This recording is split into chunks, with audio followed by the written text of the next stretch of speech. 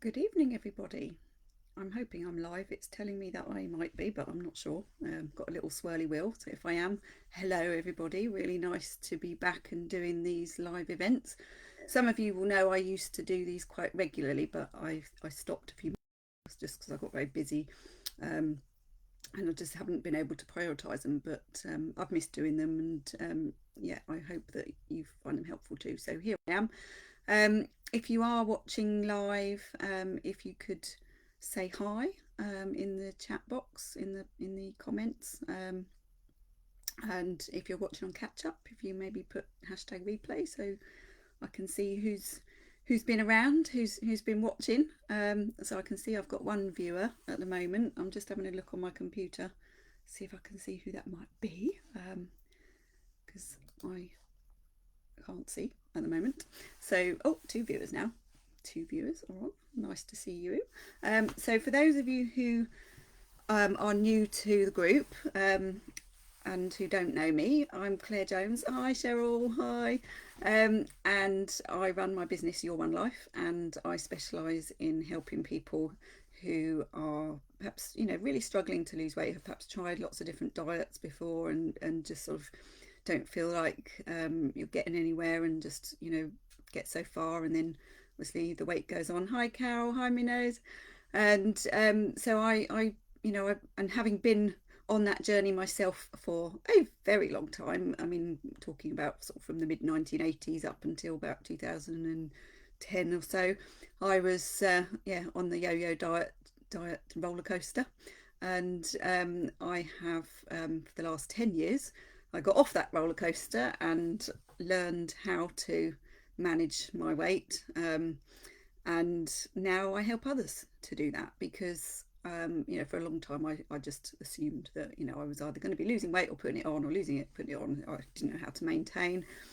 And now I know that it is possible. And obviously, I see many other people going through exactly the same things that I went through.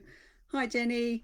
Hi, Mandy. And, I know it doesn't have to be like that. So I'm here to help you to get off that yo-yo diet roller coaster. That is the crux of what I do. And I do it in a variety of different ways. And I like to see, support my free community, to sort of, help to, raise awareness of, different things that we can do, because, it's so easy to get stuck in a real kind of like negative mindset, in a kind of like all or nothing mindset. And, we go from one extreme to the other, and, we obviously we want to live, we want to enjoy life, and we also want to lose weight. And unfortunately, part of the problem is that we want to lose weight, but we perhaps don't want to give up all the things that are keeping us where we are, and there is the conundrum. So we have to kind of find our way through that. So what I used to do, and now I'm going to start doing again for a little while and see how it goes, is to just come in here once or twice a month, just to, I'll put a poll up in the group and say, what do you want to talk about? What do you want me to talk about? And obviously let me know if you've got any questions. And then I run a poll according to a few different topics, and then the group decides. And tonight the group has decided to go with the topic of why is it so easy to put on weight and so hard to lose it, which is a really great question, because that's the reality, isn't it? If it was that easy to lose weight and it was that difficult to put it on, nobody would be overweight. But the fact is that obesity is a growing problem in across the whole world. And despite many attempts by governments and individuals to address it, the problem is getting worse. So it's about examining what's going on. What's going on? Why is it so bad? Why is it so difficult? And we all get tied up in it, don't we? But we don't have to. That's the thing. We really don't have to. And it's about finding that kind of like perfect sort of, there's a perfect storm usually that arises that makes us put on weight, and then we need that kind of like the opposite to happen in order to be able to resolve the problem. So, and I've got my dog in the background here. Apologies if she gets a bit, I hope she distracts you a little bit, but yeah, she's my shadow at the moment, bless her. I've just moved my chair and made her jump because she was fast asleep. So anyway, sorry, April. She's settling down again now. So what I've done is and this is what I usually do, is I write a blog on my website, and then you guys get the first draft of it, if you like, and then after I've done it, I kind of like to make a few more tweaks to it, and then I'll publish it either later that night or the next day. So you will get this later on tonight, after I've delivered this session, so you can have a read through what I've written, but also it's an opportunity for you to ask me any questions as I'm talking. So what I'll say is that if you've got any questions, pop them in the comments. I can see the comments tonight. Sometimes I can't, but tonight I can, so that's good. And then I will answer them. If I get time, I'll answer them during the session after I've gone through the blog. But if I don't, then obviously I will answer them by replying to your comments after the session. So we'll just sort of see how it goes, and obviously we'll start going through it. So apologies, my dog is now sitting by the door. Come on, April, come lie down, there's a good girl. So my blog is called Why Is It So Easy to Put on Weight and So Hard to Lose It? And not only that, I've actually come up with some suggestions for what you can do about it to try and make it a little bit easier. And just bearing in mind that this is just some suggestions. We're all different, we've all got different lives, different issues, different pressures, so it's really a case of perhaps taking a few things away that you think might be helpful to you, and ignoring anything that's not. But what I really want to do is be able to kind of like share the context that of why it is so very difficult. So thank you, Minaj. Yes, dog's always welcome. Yes, absolutely, I quite agree. I'm learning all the different places I can take her at the moment, because I can't leave her alone at the moment, so it's quite interesting. So with no further ado, I'm going to make a start. So before I do, I asked a question in the group today about pie. I don't know how many of you saw it. Question of how many calories are in this pie, and I'm going to reveal the answer at the end of this session. And obviously I've seen a few guesses coming in so far, but the start of my blog is kind of related, because I asked the question, how many calories more than your body needs do you think you need to eat every day to put on a stone in a year? So if anyone's really quick off the mark and wants to try and answer that question now in the comments, please do. I'll give you 30 seconds to put your answer. How many calories do you think you might need to eat in a day, every day, more than what your body needs to put a stone on in a year? Anybody want to have a guess? I'll give you a countdown. 10, 9, 8, 7, 6, 5, 4, 3, 2, 1. 150. Close, Cheryl, very close. The answer way I've answered it is basically the equivalent of 2 Bourbon biscuits, which is just under 150 calories a day. Yeah. So if you ate 2 Bourbon biscuits a day more than your body needs, you'll put on a stone in a year. It's that easy, because our bodies only need a certain amount of energy, and fat is stored energy. So if we don't need it, our bodies will store it. So those little snacks that we have and we think, oh, that didn't matter, actually, if we're already eating for maintenance, it matters a lot. It really does. So this is why paying attention to what we're eating is so important, because it's so easy to forget how much we've eaten, and we are notorious for under-reporting and forgetting how much we've eaten, and that is part of the problem. So there are a number of reasons why it's easy to put on weight. One is our brains are designed to make us want and enjoy food, and not just lettuce, cucumber and tomatoes. We want the really nice stuff, we want the stodgy stuff, we want the high fat stuff, we want the high sugar stuff, we want all of that, and we're hardwired to crave it. Okay, so we're already up against it. Okay, so then obviously when we're having guiltily slipping a whiskey, excellent, love it.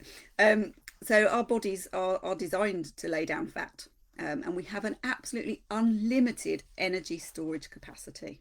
Yeah, we can put on and put on and put on and put on, and sadly, some people do exactly that, which is incredibly sad. Um, we and the reason for that is we're designed to overeat, and if you think about how much we love food, if you just imagine when you get really really hungry, um, all sense, logic, and everything goes out the window, doesn't it? And you just want to eat, and it doesn't matter what it is, you just want to eat. And if you look at, say, if you've got a pet dog or a pet cat at dinner time, and the amount of fuss they make, that's us when we get hungry. That is what we're like. We love food. We need food. It's what we need to survive. So, we're going to be prioritizing that over anything else, right? So we're designed to overeat. We're designed to be able to put on fat, and the reason for that is that then will we can store the excess. So we have a large meal, the saber-toothed tiger that we've hunted down, and we're now like feasting on it because we're don't forget, our bodies are designed for prehistoric times. They're not designed for the 21st century. So our prehistoric bodies eat the saber-toothed tiger, eat as much as possible of the saber-toothed tiger, because who knows when the next saber-toothed tiger is going to be coming along. So we store the excess as fat. So they're survival mechanisms. But the problem is that in today's society, that's not appropriate. There is no shortage of food. So we have to learn how to manage our food intake in this society. Otherwise, we're always going to be destined to be overweight. And if that's not a problem to you, then it's fine. But for most of us, that is a problem because it leads to health problems. And it's easy to say, oh, there's something wrong with me, I'm putting on weight, or I can't stop myself from eating, there's something wrong with me. No, there's nothing wrong with you. There's everything right with you, because that is actually how your body and your brain are designed to work. It's the society we're living in that is actually the problem. Unfortunately, we can't do much about the society, but what we can do is to learn how to manage ourselves within that society if we want to stay healthy, we want to get healthy. And of course, it's even harder when food manufacturers know exactly how we're designed and that these are the things that we're hardwired to do. And of course, they're out there to make money. So they want us to buy their goods. So they make our food hyper palatable. So we just want to eat lots of it and a lot more of it. The portions become supersized, so we get used to eating larger portions, and we then obviously crave more of these things, and so we develop habits. A lot of our behaviours are simply habits. The good news is we can break them, but this is what's going on. And the other thing that I think is really really really important to remember, and those of you who've got children and pets will relate to this, is that we live in a society where now it's very different to how it was 20, 30, 40 years ago.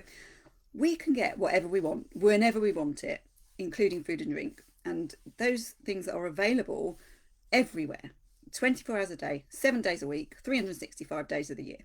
You can order something on Amazon on Christmas Day and it can turn up on Boxing Day. You can order your groceries, even the same day delivery now, in I think on Amazon and Iceland and places like that. You can go to the pub. Licensing laws mean that things are open a lot longer than they used to be. Supermarkets are open 24 hours a day, although I think with COVID that might have changed a bit, but you get the picture. Everything's available whenever we want it, and we can put things on credit, so we can spend stuff and then pay for it later. Worry about that. It's a bit like eating too much and having to lose weight later, isn't it? So we are like spoiled toddlers or teenagers with no boundaries. And the trouble is, what do we say to our friends when we're talking about, tearing our hair out because our children are throwing tantrums or whatever? When we get told they need boundaries, it's important that you stand your ground because they need boundaries. Well, so do we. We need those boundaries when it comes to living in this free society where we can have everything we want whenever we want it. So we have to bear that in mind. Then, of course, on top of that, we're living busy, stressful lives.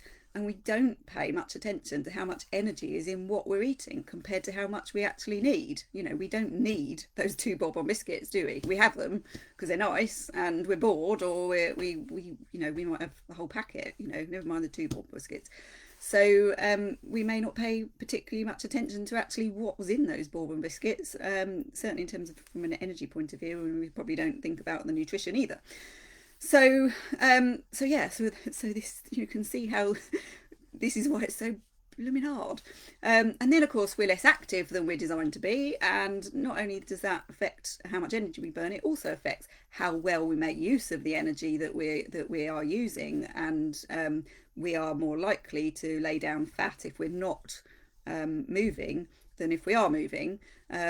So and then of course we often eat when we're not hungry. We'll eat for all sorts of reasons, and eating when we're hungry is probably one of the fewer reasons that we might eat.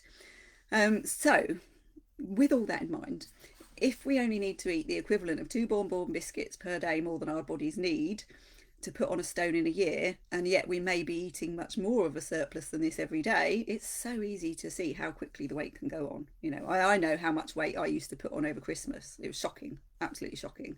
Thankfully I don't do that anymore, but yeah, I used to dread Christmas. I used to be terrified of Christmas, because I would just go to town on all my favourite foods that were full of calories, you know, like cream, you know, I love cream, cheese and Christmas cake, and, you know, Yule log and mince pies, and, you know, all the sweet stuff, you know, the chocolate and stuff. Oh, don't forget the cheese and biscuits. So yeah, you know, it is incredibly easy to lay down extra weight. It doesn't take long at all, if we're consistent with overeating. So that's the how easy it is to put it on. Anyone disagree with any of those things being easy to put on weight? You know, let me know what your comments are or your thoughts are about that. So moving on to why is it so hard to lose it? Okay, so we've got the context of the world we're living in, okay, and how our bodies are designed. All right, so we're hardwired to enjoy food. We eat for so many reasons. It's not just hunger. As I say, hunger is probably one of the least important reasons why we often eat, although really it kind of should be the most important. It often is not. To lose weight requires eating less, yeah, and especially of those foods that we love so much, and the foods that those around us are probably still eating, and we're saying, well, I can't have that. But of course we don't want to cut those things out, but we make ourselves do it because we know that's what we need to do to lose weight. So that then requires a lot of sacrifice, a lot of determination, discipline and patience. And of course, those things, for most of us, as we go around our busy, stressful lives, are really hard to keep going for any length of time. And of course, you know, celebrations is another big sort of reason why we eat. So there might be lots of celebrations going on because, you know, we might have events coming up and think, well, I don't want to miss out on that, and I don't want to have to restrict myself. And, you know, it doesn't, again, take very much before we're, you know, going the opposite direction and gaining weight again. So, you know, we can only keep going with doing those things for so long unless we have got enough headspace to really, really, really focus on it consistently for a long enough period of time. Some people do. Some people do that. But the people that I work with don't, because it's really hard. It's really hard to be able to do that for a long period of time. And so then we get stuck in this yo-yo cycle where we lose a bit, we put it back on, we lose a bit, we put it back on. And of course we're impatient and we want instant results because we don't want to have to do all of those things that we have to do in order to be able to lose weight, you know. So it's like that kind of like catch-22, total catch-22 situation. So of course the other thing from a biological point of view is that when we try to diet, we can upset the mechanisms that control how our bodies work. And when we do that, it affects how our minds work, which affects our decision making, it affects our mood.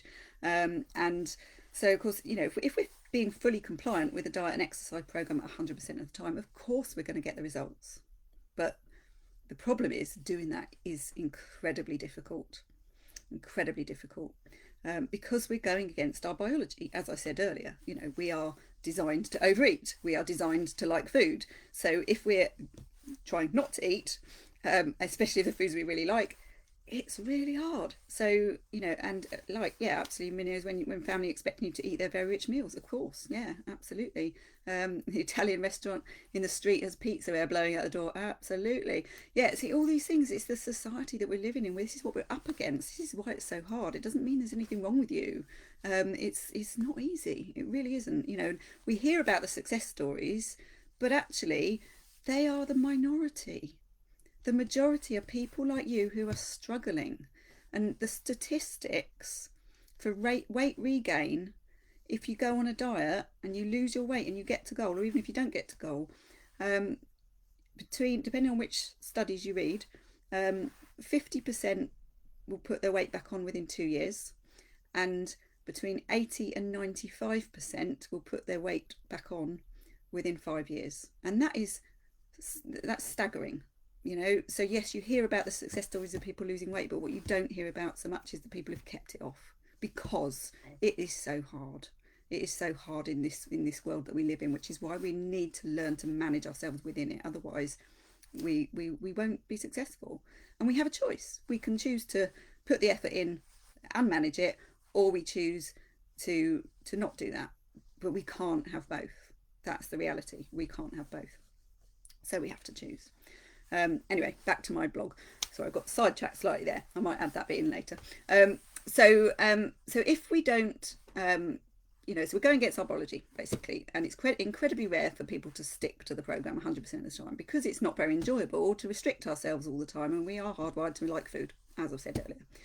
So if we don't take the time to learn about what is right for us, because we're all individual and we've all got different lives, different strengths and weaknesses, different preferences, different personalities, so there's not going to be like one solution that fits all. It's all about finding our own sort of, making our own jigsaw puzzle, as I say.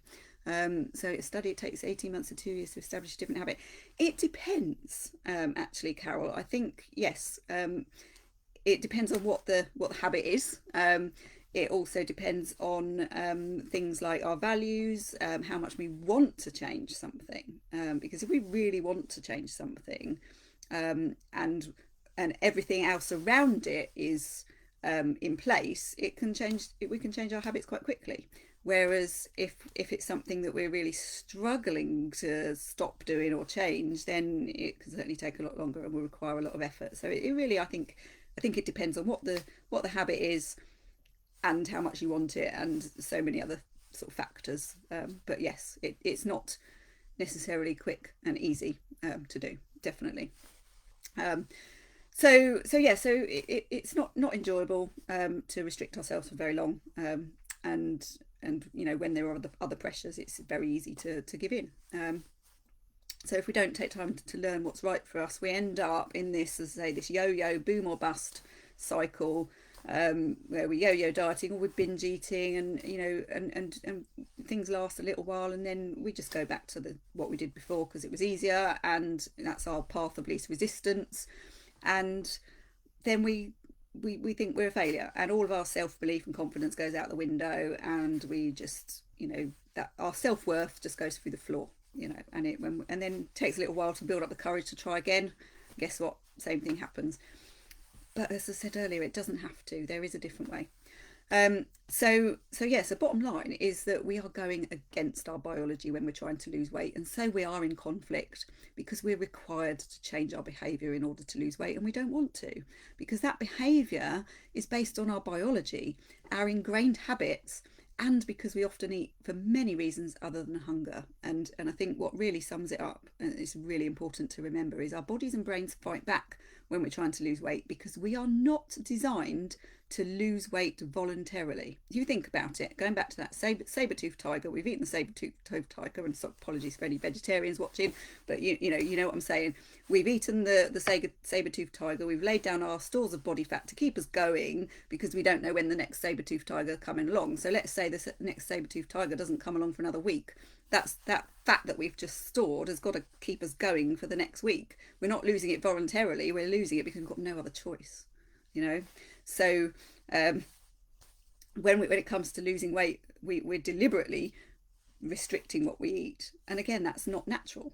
We're doing stuff that's not natural, but we have to do it if we want to lose the weight. That's the bottom line. We have to do something. So on to what can we do about it. So as I said earlier, we can't change the world. I know, obviously, collective action we can, and we can put pressure on the this vegetarian is not offended. Oh, good. So obviously collective action as a society can change things, and yes, we can put pressure on the food industry, and we can put pressure on governments and all of that sort of thing, but we have to put ourselves first. We have to be thinking about, if you really want to tackle your weight, what can you do for yourself to make the changes? And as far as I'm concerned, knowledge, understanding and awareness are crucial. Because otherwise we're just walking blindfolded in a booby-trapped jungle, which is dangerous, and it's just going to lead to disaster potentially. If we're thinking about wanting to have a fit and healthy lifestyle, and all our behaviour is taking us in the opposite direction.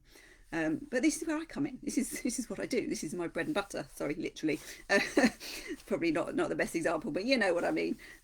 This is what I help people through, is working our way through this booby-trapped jungle, and I use my framework to do that. And it's so important to work on the various factors that influence our behaviour, and improve our knowledge and our skills and our understanding. And it's so important that we've got realistic expectations about what we can actually manage within our lives and how much time it will actually take, because quite often we might be hugely inspired by something, so our motivation might suddenly go right up and say, right, okay, I'm going to do it, and then we last so long, and then it all kind of like fizzles out, because actually we haven't put in all the right foundations. We've kind of gone off on our emotions have led us off down this path, but we haven't actually considered, hang on a minute, is this approach that I'm choosing actually going to fit in with my life? Is it actually going to be doable? Am I going to be happy doing it? Because if we're not happy doing it, we won't stick at it, or not for very long anyway. And sometimes it's okay to do something in a short, sharp burst to give you a bit of a kickstart, but you've got to be looking at the bigger picture at the same time, and not just relying on that as the overall single solution, because it won't be. So I take people through a whole process, and obviously having realistic expectations is a really important part, but we need to be motivated to make the changes required, and that motivation can come externally, but we also need to be internally motivated and driven. So we've got to have a really good reason as to why we want to lose weight. Otherwise we're not going to be driven enough to do it. Something else will always seem more important, and that motivation is not going to come from anywhere else. We have got to find it. We've got to find it from within. We need to make a commitment, stick to it. We need to believe that we can do it, and not only that, we need to believe that we're actually worth the effort. Yes, Cheryl, knowledge, understanding and awareness, absolutely. We need to take responsibility for our behaviour and not blame it on other things. Yes, other things will be influencing our behaviour, but ultimately nobody forces us to put food in our mouths, and nobody blindfolds us with what we're eating. We have a responsibility to ourselves to know and understand what we're eating and not overeat in order to lose weight. And I know that's easier said than done, which is why I do the work that I do, because if it was that easy, as I say, nobody would be overweight. But that is an absolute key part of the process. We need to improve our knowledge about what to do, but not only that, we need to improve our knowledge about ourselves and our preferences and our personality and all of the other things that are at play, including understanding that the society we live in is actually set up to make us fail. So we have to work harder to beat that if we want to be successful. And just knowing that, and then knowing it's not your fault that you have ended up in this position, because society has geared it up that way. But now that you're armed with that knowledge about that, you can start challenging it, and you can stop making excuses, and you can actually start taking action. And this is what it's all about, taking action. Because if you don't take action, then nothing changes. So we need to develop our skills to manage ourselves and our behaviour in this context of this incredibly challenging society that we're living in. And we need to put practical things in place to make it easier, including making changes to our environment and so many other things. You know, I could talk about this for hours, as those of you who know me know I do. So really, you know, just to sort of recap on that, it's not easy. It's not easy. So no wonder it's such a big problem. But I think we need to accept that it's a problem. We need to accept that it's not easy. Because once we accept actually this isn't easy, it actually does bizarrely become easier, because we stop fighting it. We stop fighting it. I know it's going to be hard. I know this is going to be hard. But if we want it enough and we believe that we're worth the effort, we'll do it. We will. And that's obviously, you know, what I help people to work on. So really remember that the most things that are worth it aren't easy. And we have an opportunity here to choose our hard. I'm sure you've all seen, you know, these graphics that come up, these motivational statements, and, you know, you choose your hard, you know, because, you know, weight loss may be hard, but dealing with an illness or a disability that's caused or made worse by being overweight is going to be harder, you know. So what do we want? You know, we can't have. Well, I say you can't have your cake and eat it. You can. You just have to have a smaller piece of cake, you know. And again, that is perfectly possible. So I've got a little list of 10 things here that you may find helpful. So I'm just going to run through those. So firstly, we have to be clear about what we want and why. Okay, because if we're not clear about what we want and why, we're not going to know where we're going. We're not going to know, you know, what's important. We're not going to be able to make those important decisions about you know, which way to go when we're faced with temptation. And it will be easier because we're not kind of really in tune with what we want. We'll want the takeaway. We'll want the you know, the alcohol. We'll want the meals out. We'll want all of those things more than we want to lose weight, when actually we need it to be the other way around when we want to lose weight. So you really got to get in touch with why is this important to you? Because if you're not getting the results, this is not important enough to you yet. So that needs to be worked on. We need to be realistic about how much you need to lose and how long it will take. We can't expect to lose it overnight because it didn't go on overnight. So if you have a lot to lose, don't necessarily expect to lose it all in one go, or even doing it the same way the whole time, because your life will change. Different things will challenge you. Some weeks you might be able to be 100% focused and really, you know, perhaps do a short, sharp program that will get rid of a stone, you know, in a few weeks. You might be able to do that. And then other times you might say, actually, do you know what? I can't do that right now because I've got to focus on this, that, or the other. But at least if you can focus on maintaining what you've lost, you'll learn how to maintain whilst you get ready for the next session, if you like. So it all depends on how you look at it, really. So, you know, we want it to be over with as quickly as possible because we hate trying to lose weight. But part of us is going, well, that's because I'm going to go back to eating the way I did before. And of course, we can't do that either because the weight will just go back on. So we have to really get into our heads that we have to change the way we eat for life, because if we don't, the weight's going to come back. Simple. We need to be flexible and kind to ourselves and not try and change everything at once, because when we do that, we then rebel against it and then things only last a short while. Having said that, though, there are certain programs that, you know, are designed, you know, particularly the very low calorie diet options, where you get a lot of support on a one-to-one basis to kind of, you know, eat alternative products that are nutritionally complete, and that gives a break from food. And you know, for people who perhaps, you know, need that break from food, or perhaps have got some health problems that they need to lose weight quite quickly, they do have a very good place, as long as the right support is in place, and as long as there are proper readjustments afterwards, so that you don't end up just going back to eating the way you did before. So they do have their place, but they are specialist programs that do need a lot of support. So I wouldn't encourage anyone to just go off and do that without kind of getting the right advice, but they certainly do have their place. But you still got to work on what do you do afterwards, and obviously not try and change your whole lifestyle in one go, because if you do, it's very rarely successful. So chipping away, you know, a little bit at a time is often more effective. We need to pay attention to what, how, why, and how much we are eating. So really understand: are you hungry? Are you hungry right now? If you're not, why are you eating? and then really start to challenge yourself on that. Awareness is so important. So if you're not hungry when you're eating, don't say you can't have whatever it is you're eating. Just wait a little bit longer, and then wait until you are hungry, and then you can eat it. And then you're not kind of saying no, you're just putting it off until the right time. Just making small improvements to changing both either the quality or the quantity, or ideally both, of what you're eating, and those changes that are more likely to be sustainable. And as I say, we do have to accept that if we want to keep our weight off, we have to change the way we eat for life. And there is no getting away from that.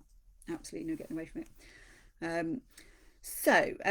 Number 5, think about how you manage your food in a similar way to how we are encouraged to manage our money. Now, I love this, and I do talk about this a lot, because if you think about you going shopping with your contactless card, and you might spend a tenner here and a fiver there, and you get back to your car and you put your shopping in, and you get home and you add up how much you spent, and you might have spent like 200 quid, and you might in your mind only thought you spent 50. And the trouble is, if you keep spending 200 quid every time you go to the shops and you've only can afford 50, then that's a bit of a problem. Same with our weight. But if you know how much you're spending, i.e. how much you're eating and how much your overall budget is, and you don't go over it, and you can look at ways that you can save, then the same principles apply. And I find that's a really helpful way to look at things. Getting active, yes, not yet, instead no, absolutely. Nothing is forbidden in my world. I just have to make sure I'm hungry before I can eat it. And if I'm not, then I'll come back later. Quite often I've forgotten by the time I'm hungry, and then and it's breaking down that emotional connection with certain foods as well. I haven't put it in here, maybe I'll put that in, but it's about that. We have this kind of again, it's this very primitive kind of approach, in that if we don't eat that food right now, we're never going to be able to have it again, so we've got to eat it now. Well, actually, we're living in this 24-hour society, and very rarely is there any food that we couldn't get again at any time. So that is really a bit of a nonsense when you break it down. Same with the kind of like, I can't leave leftovers on my plate because the starving children in Africa can't eat it. Well, they can't eat it whether it's on your plate or not. And I don't mean to sound cruel or heartless with that. It's just that it is a bit of a nonsense when we think about leftover food. Yes, you could reheat it, freeze it, reheat it, put it in the recycling, do something with it, but it doesn't need to stay on your plate so that you can eat it, because if you eat it, all it's going to do is make you overweight. So there is no need to overeat food that's left on your plate. There are other things that you can do, and it's about challenging those assumptions that we made, and they come from stories we got told as children. We have to challenge them. We really do. Right, where was I? Yes. So thinking about money, getting active and doing things that you love to do, because if you try to keep doing stuff you don't like, you won't stick at it. So it's really about finding an activity that you really like to do, or you can learn to like to do. And I know we had a question from Kristen earlier about how can she get motivated to do activities, and I think it comes down to anything that we want to get ourselves motivated about. It's about really getting in tune with the benefits. Put plate on the floor as soon as the cat has licked it, cannot eat the leftovers. Excellent, like that. So fantastic.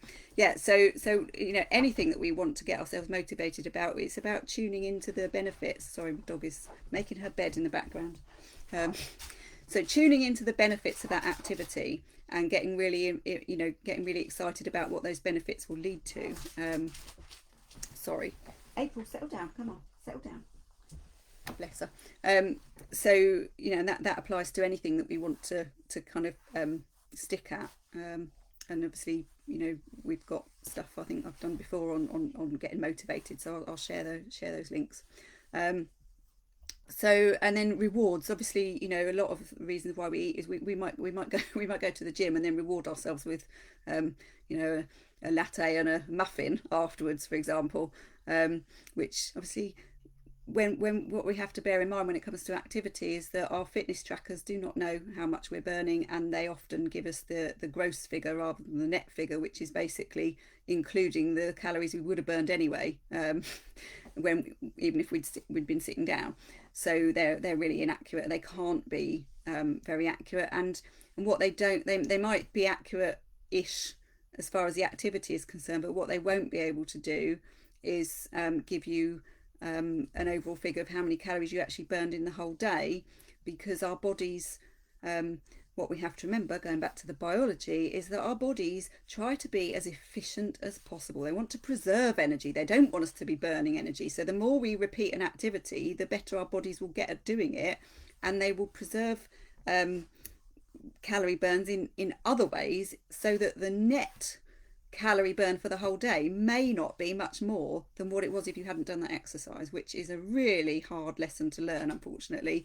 But this is why I say to people, don't count your calories on your exercise tracker, because they're nonsense ultimately. They will not give you a true figure of how many extra calories. It really does matter what you eat. And yes, by all means, do exercise. Please do exercise. It's so important for good health, and will help us to use our energy more, or helps us to use our bodies will work better, for one thing.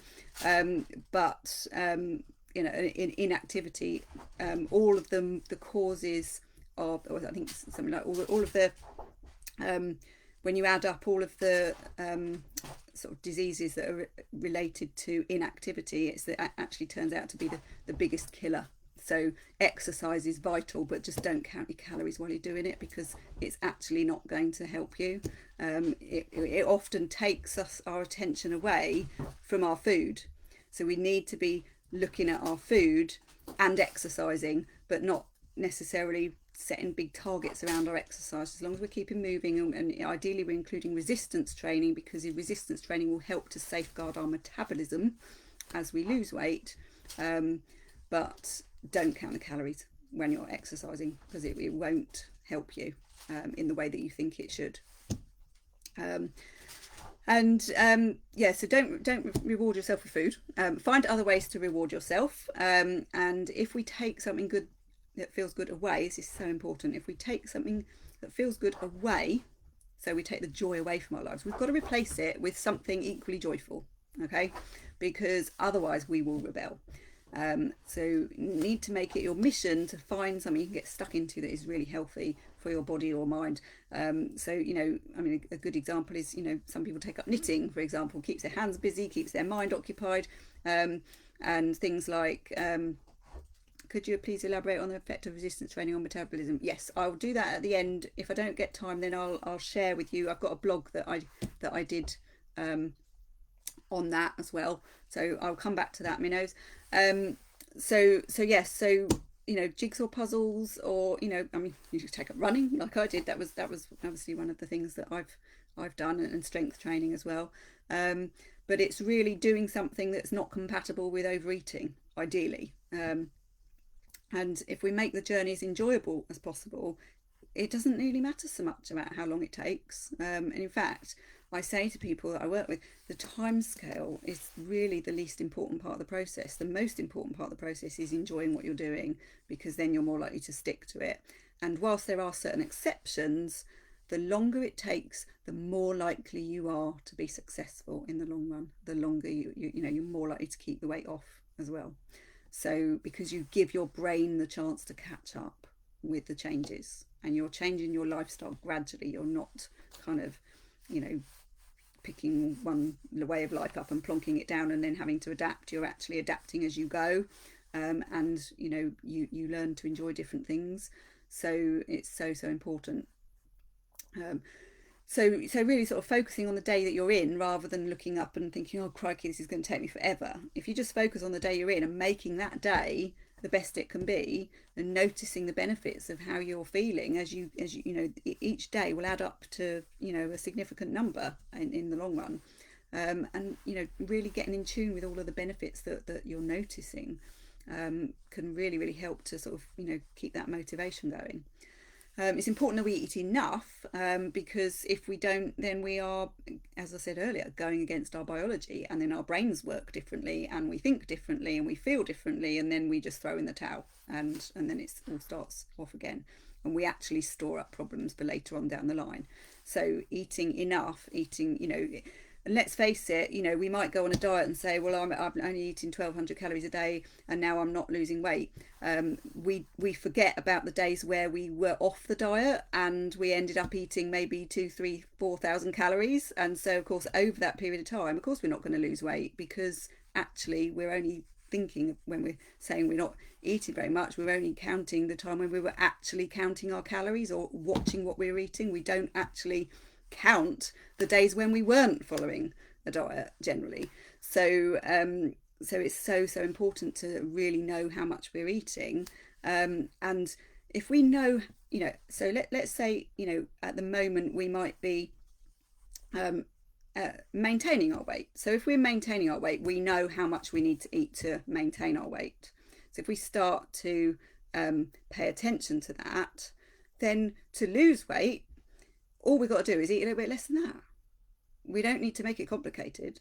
But equally, to put on weight, we need to just eat a little bit more than that. So if you're currently gaining weight, then you need to cut back more than if you're currently maintaining. And I just say trial and error. Just try things and see what happens. But the moment we start to go down to 1,200 calories, which can work in the short term, it's going to potentially set us up for future problems with trying to maintain weight, because our bodies will start to suspect that there's a famine going on, and they'll start to preserve energy, and we'll start to get grumpy, and we'll start to we won't be getting all the right nutrition, because you can't get enough nutrition in on 1,200 calories unless you're taking all sorts of supplements and all sorts of other things. So it's really, it depends. To be fair, there are certain diets where you can get really good nutrition because it's designed that way for you. But again, these things are really difficult for a lot of people to follow. So if someone's only doing it half-heartedly and not following it properly and doing 1,200 calories a day, then it's potentially going to cause a problem in the future. So if you are sort of not worrying about going on a specific diet, and you want to just lose a little bit of weight, just spend some time working out what your maintenance level is first, and then see what you need to do to reduce and lose weight. And it's not complicated to do that, but the trouble is we tend not to do that. We go straight into cutting right back. But unless we know what our current maintenance level is, how do we know what to cut back to that's right for us? We don't. So I'd say, start with that and see what happens. Not necessarily meaning counting calories, but just simply writing down what you're eating, and then looking at it and saying, well, where can I make some small changes, and making those changes without getting too hung up on the details. Some people find calorie counting really helpful.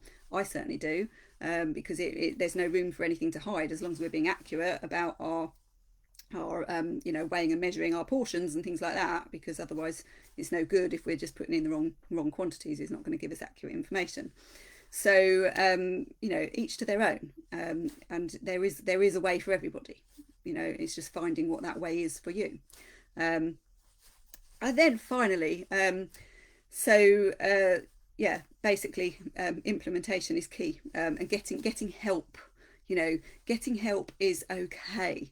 We have this huge kind of barrier, I think, when it comes to losing weight. Well, actually, I should be able to sort this out for myself. Everyone else seems to. Well, actually, do they really? Do they really? How many people do you know who've successfully lost weight and kept it off? You might see on social media that there are a lot of people who are losing weight and doing really well.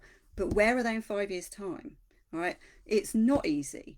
And all the reasons that I've just explained, it is incredibly difficult, and there is nothing wrong with asking for help and getting some help. So if you had, I don't know, let's say your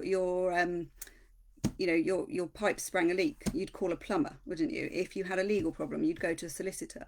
So why would you not get help with trying to lose weight if your health and life your quality of life depends upon it? It's we've got to break down these barriers and stop putting ourselves last. And let's just think about, if you've tried to lose weight many times and not been successful, what makes you think the next time you're going to be, if you keep doing the same thing? Nothing's going to change. Society is not changing. You need to understand what you need that is right for you, finding what that is. And if you need some help with doing that, there's nothing wrong with that. Seriously, there's absolutely nothing wrong with that. I got help. I didn't try and do it all myself. In fact, I had lots of help over the years, and eventually I got to the point where I found the right help, and then I was able to do what I needed to do. So please bear that in mind. You do not need to do it all by yourself. So that's kind of it in terms of what I wrote in my blog, which I will be sharing later. Effects of resistance training. Yeah, so basically one of the main effects of resistance, well, I could talk about this for hours, but obviously resistance training basically means that we are working against resistance, and we're using our muscles, our skeletal muscles. Now, our skeletal muscles are kind of like our metabolism's powerhouse. It's where we burn the most calories in our bodies. Obviously, our organs burn a lot of calories, especially our brain, but our muscles, of which we have many, obviously all over our body, they're active metabolic tissue. I mean, all our tissue is active metabolic tissue, but there are certain tissues that are more metabolically active than others. So muscle, for example, is much more metabolically active than fat, which means that we can be sitting down, and the more muscle we have, the more calories we're going to be burning, which is wonderful. Of course, when we lose weight, we lose mass. When we lose mass, we need less energy to move around, and our muscles aren't needed as much, so we will lose muscle as well, which means that we can eat less at maintenance. So what we have to try to do when we are losing weight, if we do resistance training, we are reminding our body that we still need that muscle. So please don't get rid of it. Thank you very much. I need those biceps. I need those quads. I need those glutes. So please don't get rid of them. So we have to use them in order for that to happen. So that's where strength training becomes really important in terms of losing weight. And then in terms of maintaining it, it becomes even more important, because we want to build that muscle tissue. We can't build muscle tissue in a calorie deficit, but we can help to preserve it by telling the body it's needed. Then once we've lost the weight and we've started to eat more again, we can then build more muscle, which will then increase our ability to maintain our new lower weight. Okay, that's one really good benefit. Another benefit or effects or whatever is that obviously in terms of our mobility as we age, the stronger our muscles are, the stronger our joints will be. And even if we do get things like arthritis, if we've got strong muscles, we won't suffer as much, and we will be able to maintain our mobility for a lot longer. And then another really good reason is particularly for those who perhaps are either diabetic or pre-diabetic, is the effect that resistance training has on our ability to use glucose. So when if we're pre-diabetic or if we are diabetic, then our insulin, which is the chemical, the hormone that is released when we eat, particularly when we eat anything with carbohydrates in it, insulin gets released. And what insulin does is it opens the gates into the muscle cells, into all our cells, but in the muscle cells, our cells open up when insulin is present. But if we're insulin resistant, the cells in the muscles don't open up as well as they should. So we're more likely to store that sugar, the carbohydrates that have been broken down into sugar in our blood, into our fat cells. So we still get hungry because our muscles are going, we need the energy, but they're not getting the energy because the gates aren't working properly, because we've become insulin resistant. And so it's easier to put on fat. But when we do resistance training, in fact, when we do any exercise, but particularly resistance training, then we become less insulin resistant. We become more sensitive, which means those gateways open up more, which means the muscles can make use of that energy much more. And so we use that energy in a better way, and we're less likely to lay down fat. So there's a number of really good reasons that we should do resistance training. And a lot of people assume that just means going into the gym and pumping iron, and it really doesn't. There's lots of different things that we can do. We just need to remind our bodies that we need those muscles, and we need to use them. So I hope that answers the question. But I say I do have a blog that I can share on that as well. So crikey, this is supposed to be a 30-minute session. Back to the weights this time. Won't break. No, please don't break your toe. I hope it's better now. So that's kind of it. Gone on, I always go on a lot longer than I say I'm going to, don't I? But hopefully you found it interesting and helpful. Now, who wants to make another guess at how many calories were in the pie? Anybody? I'll give you a countdown. 10, 9, 8, 7, 6, 5, 4, 3, 2, 1. Nobody? Okay, I shall tell you. It was, right, the closest I got, I think, was 700. It was actually 820. And I was shocked. And that was why I posted the picture, because I looked at it, I'm like, oh my God. 820. Yeah. And if you bear in mind, you might have that pie with some potatoes and some vegetables, and you might maybe have a pudding. That is kind of approaching kind of the whole calories for a day if you're trying to lose weight. So yeah, exactly, Cheryl. Oh my God. Yeah. So this is why I mean, the highest guess was 700. It was actually 820. So that's your 2 bourbon biscuits that you could potentially be eating and not realizing. So this is why it's so easy to put on weight. So I hope you enjoyed that. I hope you found it interesting, helpful, and obviously, do share with me any questions, comments, or anything, even if you've had time to think about it. And I will do another one of these. I don't know, I haven't set a new date yet for the next one, but it'll probably be, well, I'll do another one this month. I'm just not sure exactly when yet, but I will let you know. And obviously people can let me know if there's any particular topics that you want to cover. Oh, and I was going to do, sorry, keep going on. I was going to do, one of the other options was, is it worth trying to lose weight before Christmas? And I would say absolutely it is, and I will explain why. I'll put a post up about that, about why I think it is worth giving it a go. So I will see you all very soon. Take care. Bye.